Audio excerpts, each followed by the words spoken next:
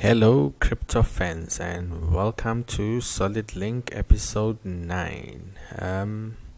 Today we've got a action-packed episode as usual. A little bit on North Korea, ICOs, and also our educational piece on Dash, and some other interesting articles from all around the world. But first and foremost, the CBS Showtime website has been caught mining cryptocurrencies from the user's machine.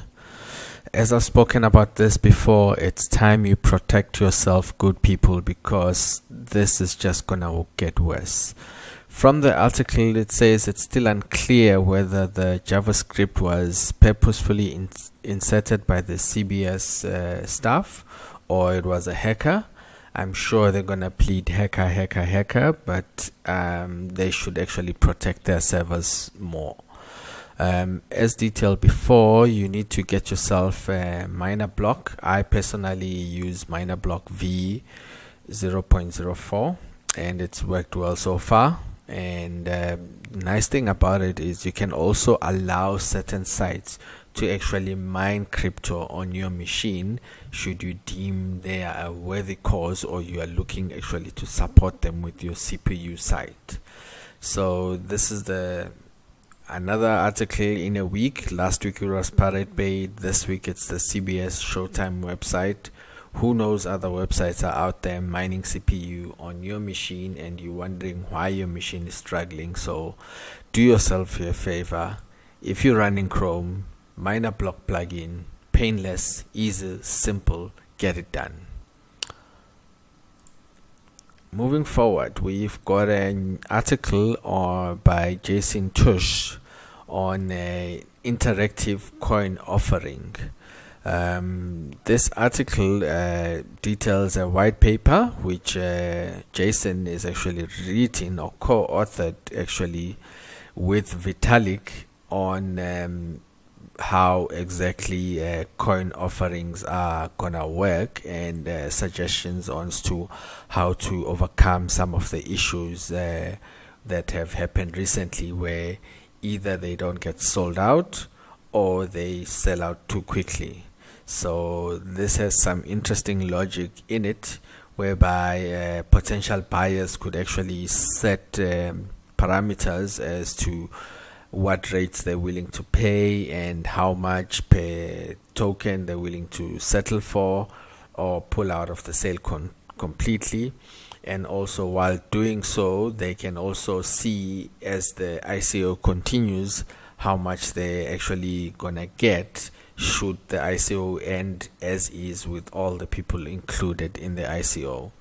It sounds really good, a little bit complex, and I wonder if the Ethereum network will be able to handle this with all the issues we've had in some of the recent huge crowd sales. I don't think the Ethereum network is ready for this yet. However, it's a step in the right direction to actually allow more people to participate in these initial coin offerings and give a fair chance to everyone else to get involved. Moving on, there was an article on the IOTA blog about flash channels. Basically, flash channels are going to allow off-tangle payment channel for instantaneous and high throughput transactions. This is good for IOTA, especially since they are targeting the Internet of Things.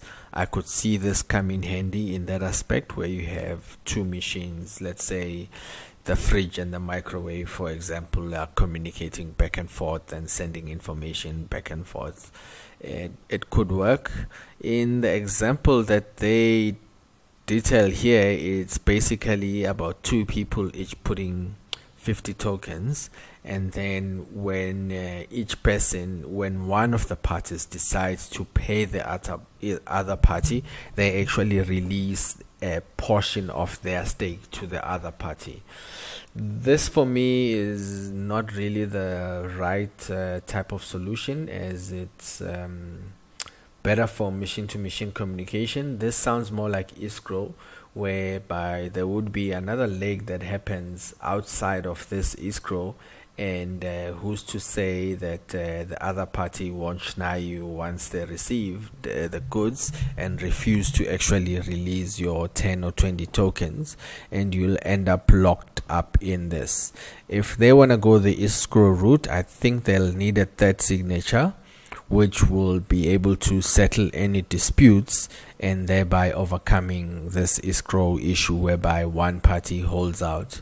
Because when I read this, this money could be held in escrow for a set amount of time, which essentially means that once I've received the goods, I can actually just hold out until that time expires and our tokens are returned. It'll be interesting to see if they do opt for that third signature, as I believe that this will push IOTA a little bit forward. But yeah, I'm very bullish about IOTA and also this instantaneous high throughput transactions, which is actually kept off the tangle. Only the final transaction is on the tangle. In other news, Localbitcoins compensate users by selling Bitcoin Cash for BTC. It's interesting to see that peer-to-peer trading platform Localbitcoins would eventually release the BCH funds to the users who had Bitcoins on the website during the split.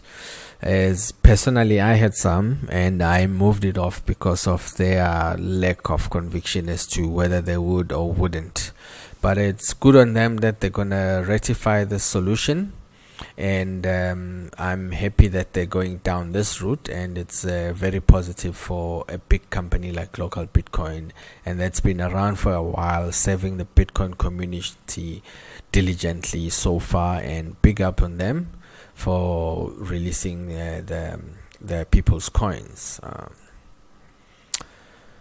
In other news, China's prohibition has actually caused a massive spike in P2P trading platforms, including the before mentioned Localbitcoin. Maybe that's where they're getting the revenue from now to pay the people's their cash. I don't know. I'm just speculating. But yeah, it seems that with the ban coming close and exchanges slowing down, a lot of people have changed to P2P trading platforms whereby they can buy and sell directly from other individuals, and definitely Localbitcoin would be one of the biggest gainers. So it'll be interesting to see if whether the China's Communist Party actually moves further to now try and prevent actual Bitcoin person-to-person trading, because so far the ban has been explicitly to stop cryptocurrency exchanges. So we will see. It's interesting times nonetheless. In other news, the president of the European Bank has stated in a recent discussion that they have no power to regulate Bitcoin.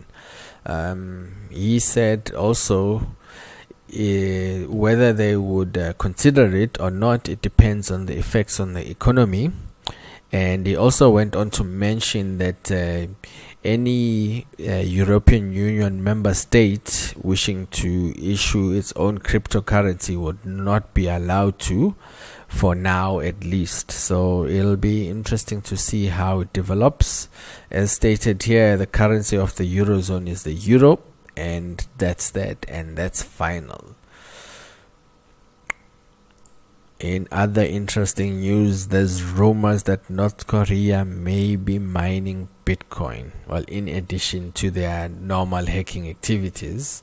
But seems like some people have done analysis and they found that a lot of power is being generated and it's not too clear what it's being used for. And some people actually believe that the North Korean state may be behind some mines whereby they're mining Bitcoin to generate revenue. That would be quite a stretch personally. I don't see governments going to those extents yet, But anyway, you never know. Where there's smoke, there is generally fire. So we shall find out in time. They might be looking at starting that venture up. And moving forward to today's educational piece, and today we're gonna cover Dash. Dash is one of the most popular cryptocurrencies and has grown steadily over time. And today we're going to talk about a Masternode, which is essentially like one of the main participants of the Dash network. Basically, a Masternode is required to have a 1000 Dash collateral, which is locked up as long as you are running as a Masternode. You also require a dedicated IP, be able to run 24/7 a day with no more than 1 hour connection loss. And Masternodes get paid 45% of the block reward on every block, and typically currently that's around 2 Dash is paid to each Masternode every 7 days. Not bad. As of 2016, they're currently estimating that the Dash Masternodes are returning about 11%, which is a good steady return so far, and as much as it's gonna go down in future, but the price of Dash has been steadily rising. And also this Masternode calculation actually excludes other revenue, which will be from the fees on the block, and also instant send and private send added fees for you to actually activate those functionalities. You pay a little bit extra.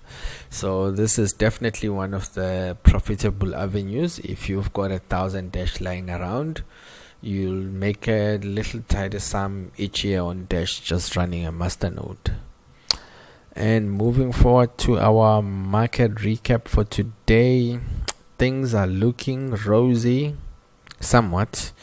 But I still see that Bitcoin hasn't broken the $4,000 mark, and Ethereum is still struggling under 300. Dash is at 342 that we've just spoken about, which is quite a tidy sum from where it was a few months ago. And IOTA, which we featured today, is at 53 cents and holding number 8. Neo is back in the top 10 after a nice steady price gain. So yeah, market looks pretty much green everywhere all round. QTime is recovered a little bit. Seems everything is recovering. 10x is also recovering a little bit. Steam is still steady around the $1 mark. So it'll be interesting to see if we can get a good positive week. It seems like this week is a little bit of stabilization, and as you can see, Neo is up 26% on the week, which is pretty good. Zcash is also one of the biggest gainers so far this week, with 10x also showing some nice improvement. So it's been a good couple of days for the cryptos. I think the Korea story the other day of them offering altcoins has given the market some hope, and things look promising for now. It's BM for Solid Link on the Cryptocurrency News episode 9. Peace.